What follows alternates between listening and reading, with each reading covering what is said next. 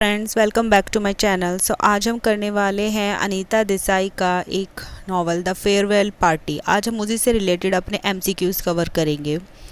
और ये जो स्टोरी है ये अनीता देसाई ने लिखी है और इसी स्टोरी से रिलेटेड एमसीक्यूज़ आज हम पढ़ने वाले हैं। हमारा पहला क्वेश्चन है, the farewell party is a story written by Anita Desai. This story has been taken from. ये स्टोरी उन्होंने कहाँ से लिखी थी?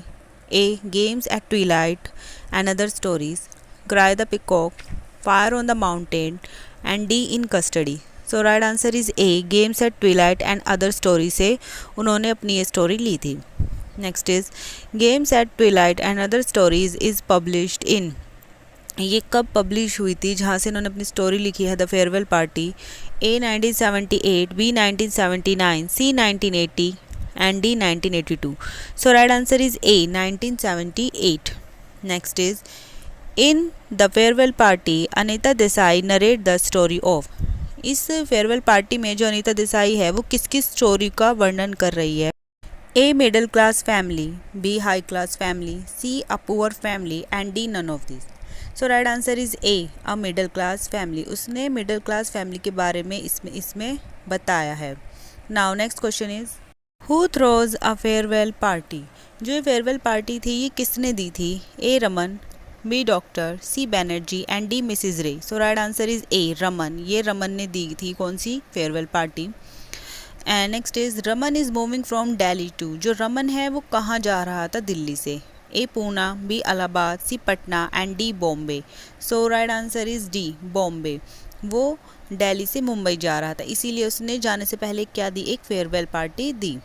Next is, why is Raman moving from Delhi to Bombay. वह दिल्ली से मुंबई क्यों जा रहा था?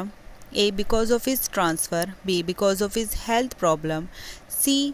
Both are correct and D. Both are wrong. So right answer is A. Because of his transfer, क्योंकि उसका ट्रांसफ़र हो गया था दिल्ली से बॉम्बे, इसीलिए वो वहाँ जा रहा था और उसने क्या दिया? एक फेयरवेल पार्टी दी सबको।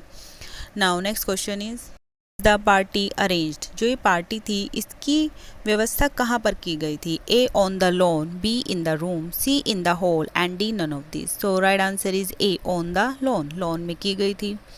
Next is, Mrs Bina Raman is. जो बीना रमन थी उनकी वाइफ थी वो कितने साल की थी? A. 30 years old, B. 32 years old, C. 34 years old and D. 35 years old.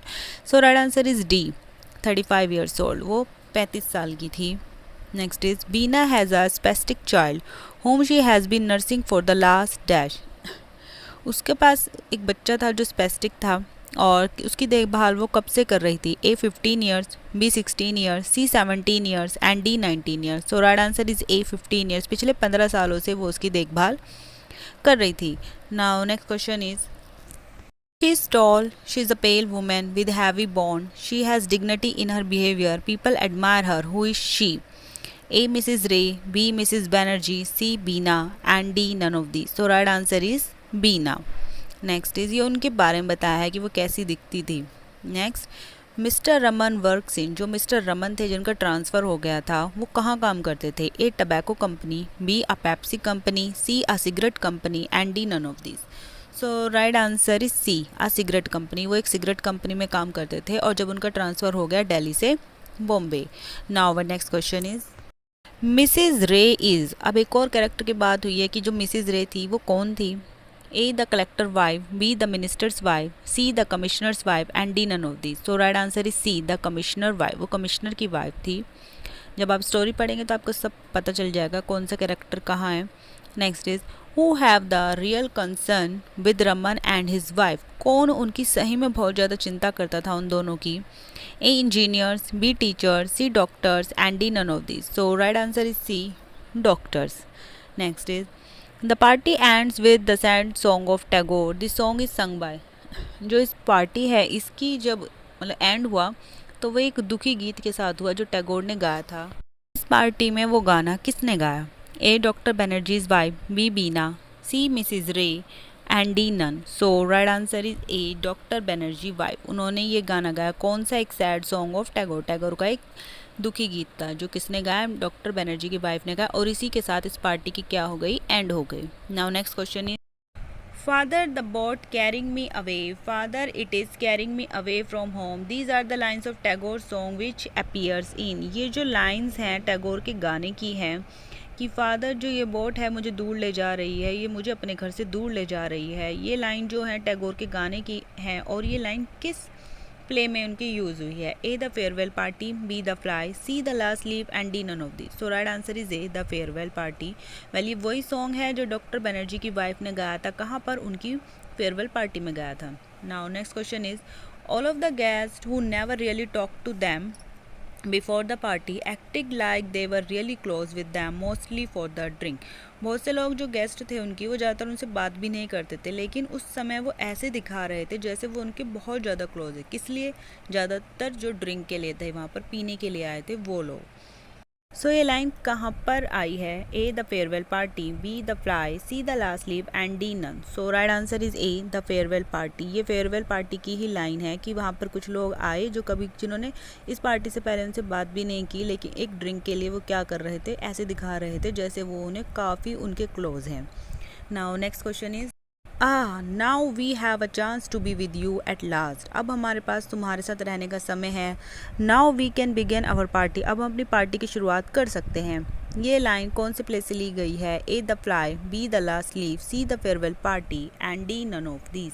So right answer is C the farewell party. ये द फेयरवेल पार्टी की लाइन्स हैं। Next is the story the farewell party reveals the truth of the upper class executive who do not have A. Artificial feeling, B. Genuine feeling, C. Both are correct and D. Both are wrong. So right answer is B. Genuine feeling. इसमें दिखाया गया है एक middle class family की story है। इसमें दिखाया गया है कि जो अपर क्लास के एग्जीक्यूटिव है उनमें कैसी फीलिंग नहीं, जेन्युइन फीलिंग है। एक सच्ची फीलिंग तो उन लोगों में है ही नहीं। इस प्ले के थ्रू ये चीज़ दिखाई गई है। Next is the phrase a still lake of inky grass appear in. ये जो फ्रेज है वो कहाँ पर यूज़ हुआ है? A the fly, B the last leave, C the farewell party and D none of these. So right answer is C the farewell party. The farewell party में ये जो phrase है वो use हुआ है।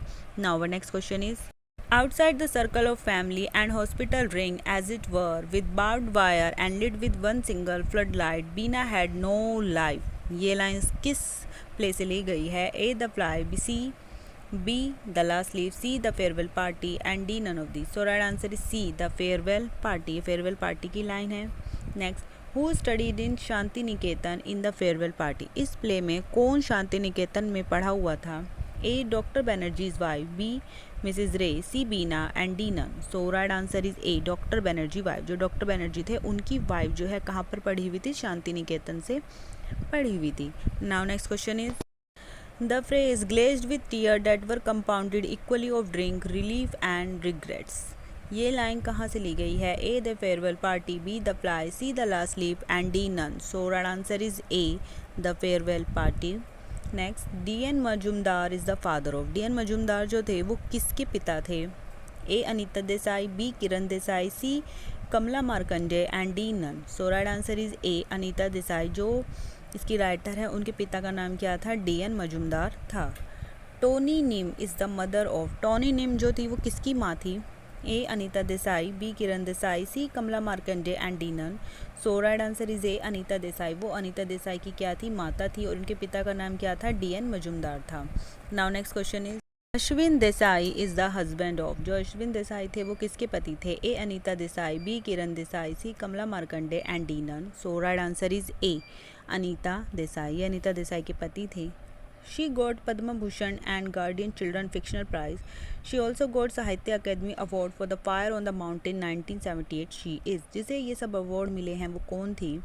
ए Anita Desai, B Kiran Desai, C Kamala Markandaya and D none. So right answer is A Anita Desai. Now our next question is Bye bye blackbird, voice in the city, cry, the peacock, the zigzag way, fasting, feasting, and the custody, clear light of day, games at twilight, fire on the mountain are some popular work of। ये जो सारे work हैं ये किसके हैं?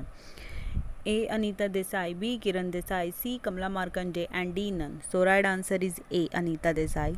So this is my last question. Thank you for watching my video. Please like and subscribe my channel and don't forget to share more my videos and please press the bell icon. Thank you.